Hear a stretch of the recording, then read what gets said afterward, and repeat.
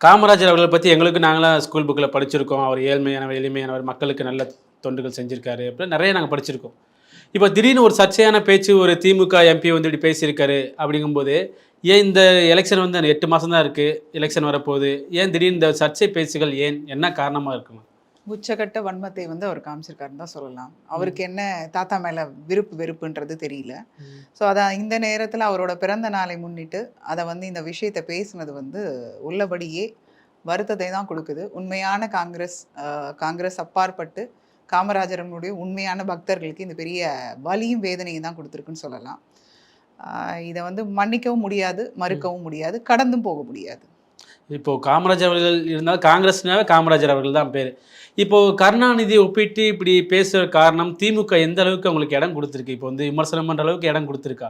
காமராஜர் அவர்கள விமர்சனம் பண்றதுக்கு? இல்ல. காமராஜரை விமர்சனம் பண்ணுவதற்குன்றத தாண்டி, திமுகல இருக்கவங்க தலைமை அப்படிங்கிறத தாண்டி, தனக்கு தானே அவங்கவங்க ஒரு ஒரு விஷயத்த எடுத்து முன்வைக்கலாம் அப்படிங்கிற விஷயத்த வந்து அங்க இடம் குடுத்துருக்காங்களா? ம். ஆமா. அப்படிங்கிற கேள்வி எழும்புது. இதே முன்னாடி இருந்த கலைஞர் அவர்கள் இருக்கும்போது இந்த மாரி யாரும் பேச மாட்டாங்க. பேச மாட்டாங்க. இந்த மாரி சர்ச்சைகள்லாம் காமராஜர் வந்தது அவர்களே கூட பேச கிடையாது. மாட்டாங்க அப்படிங்க. காமராஜர்ன்னு இல்ல, பொதுவான விஷயங்கள் வந்து ம். தலைமை என்ன சொல்லுதோ அத பேசுவாங்க.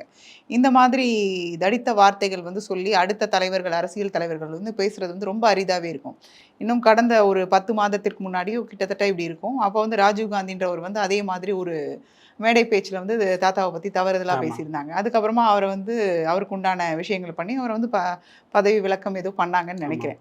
ஸோ இது இது வந்து தொடர்ந்து நடந்துகிட்டே தான் இருக்கு அப்படின்னும்போது, சரி அவங்களுக்குனாலும் வயசு கம்மி, வரலாறு படிக்க தெரியாம ஏதோ ஒண்ணு பிதற்றி போச்சு அப்படின்னு தான் ஆமா. நம்ம சொல்லலாம். இவர் வந்து ஒரு நாடாளுமன்றத்தில 20 ஆண்டு காலம் இருக்காங்க. பொதுச் செயலாளராவும் ஆமா. இருக்காங்க.